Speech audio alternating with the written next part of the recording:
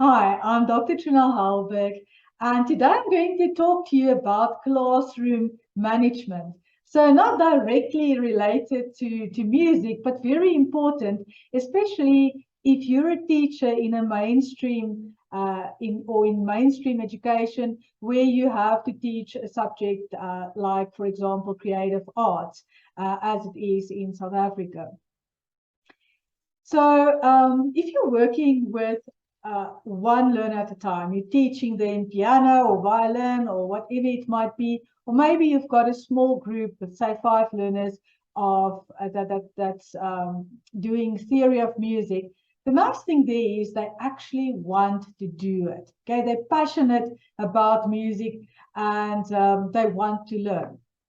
The challenge, however, is when you're teaching bigger classes, say a creative arts class, and some of the learners are just not interested. The only reason why they're in your class is because it's a compulsory subject. And despite your best efforts, they really don't care. And you just can't seem to win them over. And it's really fine. There's nothing wrong with you. Don't take it personally. It's really just the way it is. Okay. Some of us love music, others love maths, others love whatever. And that's really fine. So just see it from that perspective. And it is quite intimidating. If you've been a music teacher for some time, teaching one-on-ones and just doing small classes, maybe a small ensemble, and you suddenly enter mainstream education and you need to work with a big class of 30 learners that don't necessarily share your passion, how do we manage the classroom discipline? And it is intimidating and it's normal to be nervous. I can remember the first time when I had to teach a class of 30 grade 8s. Back in the days it was called arts and culture. I was really quite nervous, even though at that stage I've been teaching for 12 years. And I can remember after the class, my HOS said, it's a very good sign that the learners laughed at your jokes. And of course, that boosted my confidence. And I really started enjoying teaching bigger groups. And I learned to deal with people in the class that challenge my authority. Okay, so I would like to share a couple of tips with you how to deal with classroom discipline, especially when you are working with bigger groups. So let's quickly have a look here. So dealing with a combination of learners that range between beginners, intermediate, and advanced level music learners. So the first thing that I would like to encourage you to do is if you have a more advanced learner, say you are teaching grade 8 creative arts. So in South Africa, creative arts is one of our compulsory subjects and up to grade 9. And at grade 8 level, you're looking at more or less a grade 1 music level, and then grade 9 is more or less grade 2. So now you have a learner in your grade 8 class that's at grade 5 level in terms of their music instrument, their theory, whatever. So what I suggest is tell that learner, bring your grade 5 book along to class, and whenever we're doing something that you've already done, you can just continue working in the book. Another thing that you can do is to use constructivism as an approach. And that's basically inquiry-based, where the learners discover the answers for themselves. And you can manage it. You know, if you see they go off track, then you just gently bring them back on track. You can divide them into groups where you have a more advanced learner that basically keeps an eye on what the learners learn and discover for themselves. There's a beautiful quote, the best teachers are those who show you where to look, but don't tell you what to see. Okay, so refrain, and you need to actually tell yourself, I don't need to tell them all the answers. Let me first see if they can figure it out, because that also empowers your learners. Then the third thing that I can suggest is to have tutors. So if there are learners that fall behind, they may be slow learners, whatever the situation might be, have a tutor system where they can book an appointment with a tutor, and the tutor can just clarify certain things, because you can't attend to everyone. If you have 30 or more learners in your class, you can't attend to every single one in a lesson. Okay, then I would like to move on to the next thing, and that is dealing with wanted and unwanted behavior. And I would like to compare learners to puppies here. Now, I recently got a puppy, and we went to puppy school together. We both graduated. And what I realized is they're so much like children. And I would just like to bring in a bit of humor here, but also a lot of truth. So if you look at, so this is now the assessment feedback I got when I enrolled my puppy. So first of all, the conditioning. You have positive reinforcement, meaning that good behavior is rewarded. Okay, so if the child does something good, then you reward that behavior. Then, if they don't, well, so say in this case, the dog does an undesired behavior like jumping up, the reward, for example, all forms of attention is removed. Okay, so they very quickly learn, if I do this, the teacher is excited and I get a reward. Or if I do this, teacher doesn't like that, so let's not do that. Okay, you just don't pay attention to that behavior, which is a very good idea when you are working with children that challenges your authority. Okay, then you also have positive punishment. So you have an undesired behavior, and then you follow it with some form of punishment. So in the puppy's case, kneeing the dog in the chest with when it jumps up. And of course, that's not going to be, you know, to hurt them. It's just to get them off you. In a dog's world, everything is just behavior. This makes it our responsibility to teach our dogs how to live in our human world by giving them feedback on what we want them to do and alternatives to what we don't want them to do. And as I'm actually speaking right now, you can't see it, my puppy is, oh, here she is, okay, jumping up against me. So now I touched her and she's staying here. So what I'm doing now is I'm just ignoring her and see what happened. Okay, so I didn't pay attention. She jumped down and now she's going to lie down. And this is very similar to when it gets to enforcing good behavior and dealing with bad behavior in the classroom. Okay, I love that. That was so appropriate, right at the right time that she jumped up. Okay, and then what you can also do is with an unwanted behavior, you create a distraction where the distraction is more attractive than the unwanted behavior. So say, for example, the puppy jumps on the couch. You don't want her to jump on the couch. You're going to create an alternative. So look here, here's a lovely pillow and a soft toy, and you can just chew it. And this is much nicer than jumping on the couch where there's no toys. So keep this in mind when you actually teaching as well. It really works with children. Okay, so the bottom line when it gets to dogs' behavior is that it's pretty much about what happens directly after the behavior. Okay, so it gets rewarded, whether it's a good behavior or a bad behavior. I'd rather like to think of a wanted or unwanted than to classify it as good or bad.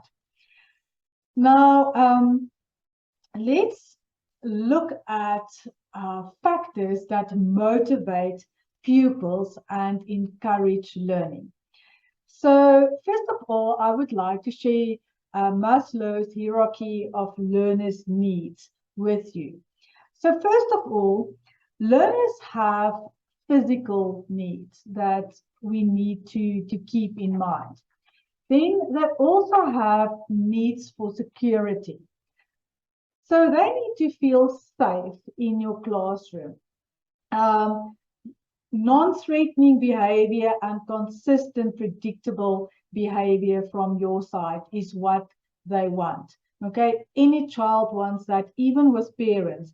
The more consistent a parent is, the better the child's behavior, the safer they will feel, because you basically create boundaries in which they learn to operate in. Okay, they have a need for belonging. Okay, they need to feel at home in the classroom. And then there's need for self-worth. They need to know that you care about them as a person. It's not the achievement. So despite your level of achievement, I will still think of you as a wonderful human being. And that way you actually boost their self-worth. And then lastly, it's the need for self-actualization. And that means, and that refers to the inner motivation to learn. Now, at the same time, there are also certain qualities that learners look for in educators. Now, the first thing that they're looking for is that this teacher needs to be knowledgeable. Okay, they respect the teacher because they can see this teacher really knows what she is talking about. Then there needs to be something about you. Okay, you need to be a captivating and an interesting teacher. You need to vary your tone of voice. You need to have hand gestures. And I'm sure that so far I've succeeded in keeping your attention. You need to tell stories. I was telling you about my own experience when I started in mainstream education. I connected learners' behavior to that of dogs, and I'm sure you found that quite amusing. Okay, so that's how you actually keep them interested. Then you need to be consistent and everything with moderation. Okay, so the way you respond, from day to day and within one lesson needs to be consistent and not go too much up and down. The one day they see, oh, stay away from teacher, she's in a bad mood, and the next day you're the friendliness of the world. You can't teach like that. They need to know where they stand with you. Very, very important, fairness. Okay, children will actually call you out on this. They're going to say, ma'am, you gave this person so many marks and you didn't give me those marks. Why did you do that? Okay, so make sure that you've got good reasons for the way you mark things. And if you make mistakes, apologize, fix the mistake, move on. Okay, then warmth. They need to know that you genuinely care about them. Respect. Okay, you need to earn their respect. And that's something that you need to work on. And if you're not knowledgeable, if you're not fair, they're not going to respect you. Then you have to have that enjoyment in your classroom. You need to encourage your learners, good sense of humor. You need to be persistent, but they also want to see that you can be firm when needs be. Okay. And then also you always enforce discipline without humiliation. Good. So now dealing with learners that undermine your authority. So despite your best efforts, you will get those learners that are challenging. They're just out to make your life miserable or challenging or whatever. Okay, again, don't take them too seriously. And I'm going to show you how you can achieve that. So first of all, keep your cool. Okay, I have to admit, in my lifetime of teaching, there were very few learners that really, I don't know, it seemed to be consistently mean, and they always seem to try and get some response out of you. You know, thriving on conflict. Very few learners that I can say I really struggled with, but you do get them. Okay, and maybe it's just an isolated incident, but this will show you how to deal with it.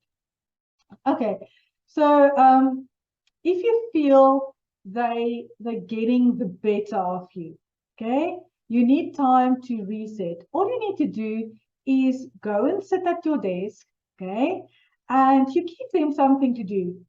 Here's an activity, and you can literally just stop, okay. Maybe it's silly season, so that's when it's springtime. Okay, learners, they literally call it silly season because learners become silly.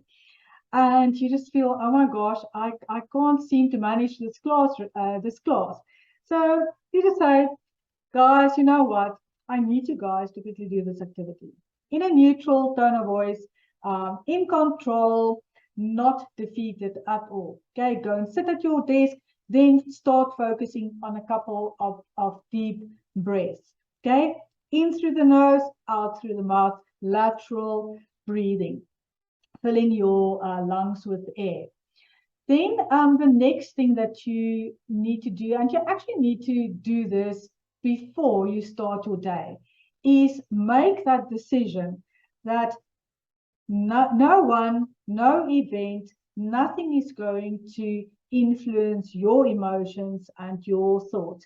And have an affirmation like, I am in control of my emotions and my thoughts. And whenever something happens, remind yourself, I'm in control of my emotions and my thoughts.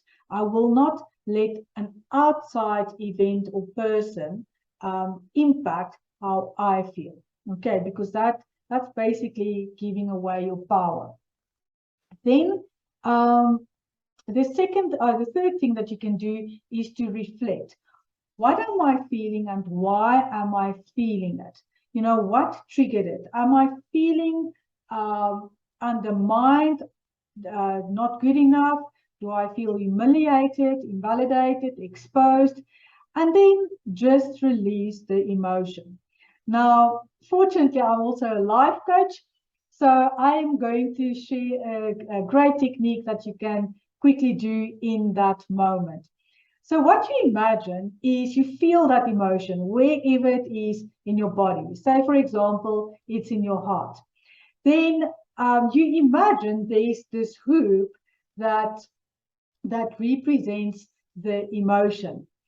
Now, I don't know about you, but I can remember when I was especially in primary school that I would love to try out all the sports and long jumping as well. And I was good. I had momentum, but when I got to that plank, I would start tripling because I don't want to step over the plank. And then, of course, the momentum is gone.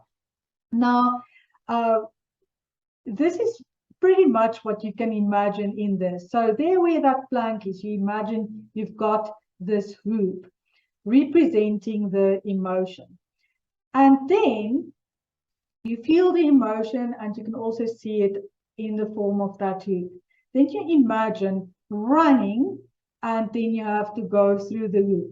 Now, similar to long jumping, when you start tripling at the plank, you might start feeling like, oh, I just can't go through. It's fine. Just go back. You might have to run 2 or 3 times before you finally have the courage to jump through.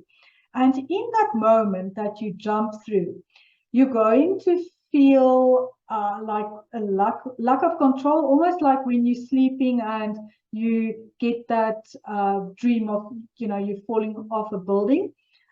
Very similar, but then immediately after that, it's basically peace. Okay, so that is quite a good way to quickly gain control over the emotion and release it. And then, of course, tell yourself there are billions of wonderful people on this planet, and you're not going to let one person ruin your day. Then another technique that you can do is you can keep silent, or you can stare at them, but not in an intimidating way. You just like look at them. There's also the opposite, and I'm going to talk about that just now as well, is where you avoid eye contact, okay? But you stare at them, very neutral, unchallenging, but authoritative. And then you just continue with the lesson.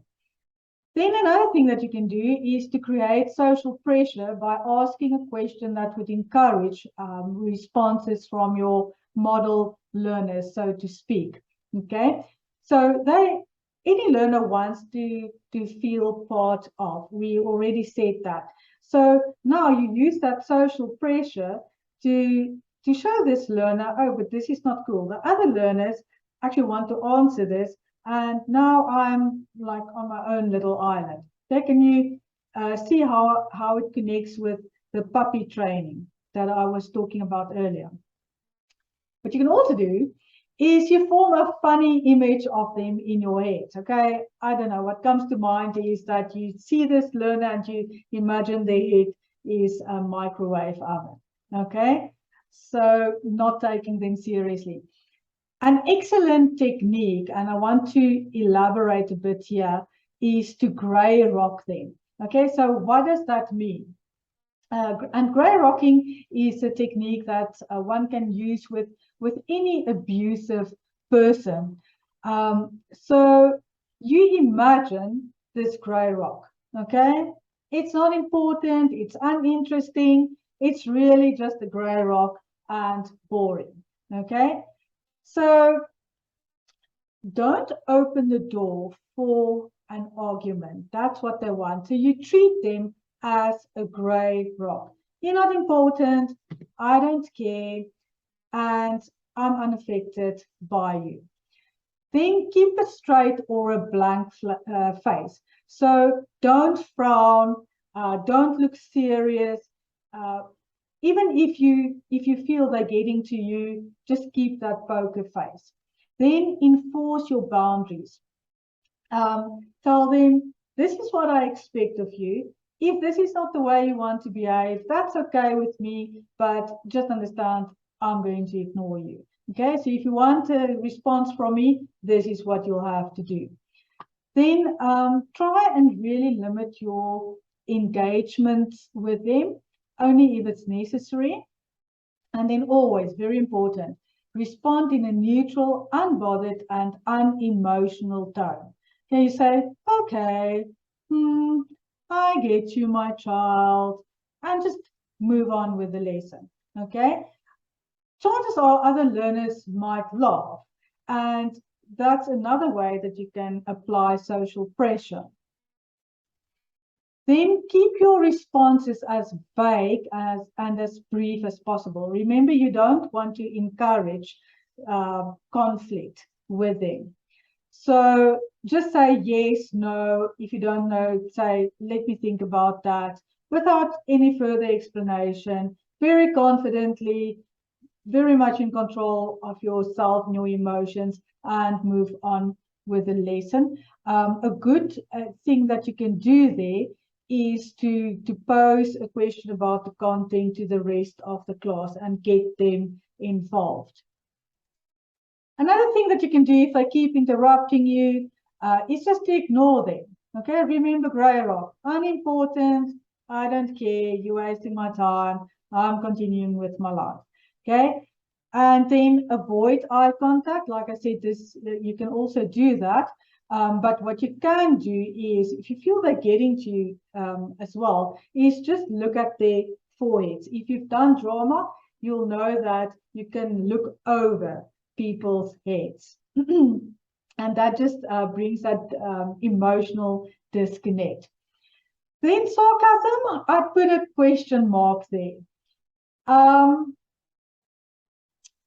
personally would suggest refraining from that, because you don't know what's going on in the heart of that child. And although the intention behind sarcasm may be to be humorous, it can come across as hurtful, hostile, intimidating, or judgmental. And at the same time, when you want to be sarcastic, you also need to check yourself. You know, what is the reason for me wanting to be sarcastic? Maybe it's actually a disguised form of anger within yourself, fear and hurt that you taking out on the child. Okay, so I would just say stay away from that. And then lastly, no nos. I don't know if it's permitted in other countries, but in South Africa, if you're a teacher, you are not allowed to leave your classroom unsupervised by an adult. So you can't just say, I've had it off with this class, I'm packing up my things and I'm leaving. Okay, you can't do that. Okay, and that's why I said go and sit at your desk and just collect yourself. And then another thing is you're also not allowed to send the learner outside. So rather just put them in another spot where they won't disrupt you, and tell them you can really do whatever you want to do. You don't need to listen to me. You just do whatever you want to, and then you can continue with your class. Good. So I trust that you enjoyed that you found it valuable, and that it's actually going to help you with good class management, and that you're going to enjoy it when you are teaching bigger groups.